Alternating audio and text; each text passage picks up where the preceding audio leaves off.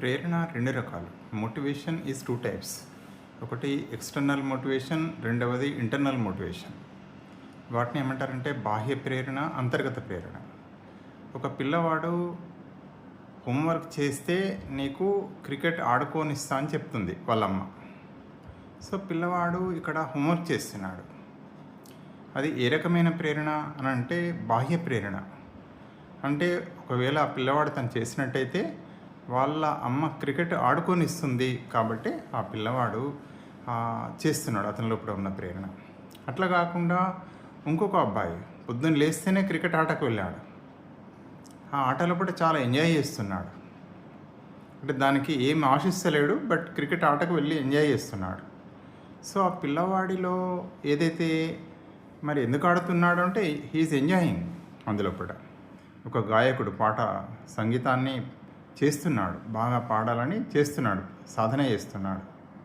So వారిలో కూడా ఉండే ప్రేరణ ఏమంటారంటే అంతర్గత ప్రేరణ, ఇంటర్నల్ మోటివేషన్ లేదా ఇంట్రిన్సిక్ మోటివేషన్ అంటారు. అదే రకంగా తీసుకున్నట్టయితే సాధనా ప్రేరణ అంటే ఏదైనా ఒక గోల్ పెట్టుకొని మనం దాన్ని సాధించడానికి మనం ప్రయత్నం చేస్తుంటాం. ఉదాహరణగా డిఎస్సిలో జాబ్ కొట్టాలి. సో కొట్టాలని చెప్పేసి మనం దాని మీద హార్డ్ వర్క్ చేస్తాం. సో అది దేని కింద వస్తుంది అంటే సాధనా ప్రేరణ కింద వస్తుంది. సో సాధనా ప్రేరణ గురించి మెకైవర్ అనే మనోవిజ్ఞాన శాస్త్రవేత్త ఏమన్నారంటే, నేను ఈరోజు ఎలా ఉండాలో నిన్ననే నిర్ణయించుకున్నాను అంటాడు. లేదా దాన్ని ఇంకో కోణంలో చెప్తాడు, నేను రేపు ఎలా ఉండాలో నేను ఈరోజే నిర్ణయించుకున్నాను, అట్లా కూడా చెప్తుంటారు.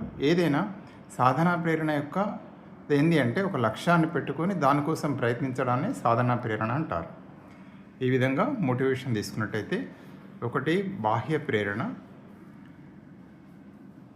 దాన్ని ఎక్స్ట్రిన్సిక్. రెండవది ఏమంటారంటే అంతర్గత ప్రేరణ, ఇంట్రిన్సిక్ మోటివేషన్ లేదా ఇంటర్నల్ మోటివేషన్ అంటారు. అదేవిధంగా ఇంకొక రకం సాధనా ప్రేరణ, దీన్ని మెకైవర్ మామూలుగా చెప్తాడు, నేను ఈరోజు ఎలా ఉండాలో నిన్ననే నిర్ణయించుకున్నాను అని చెప్తుంటాడు.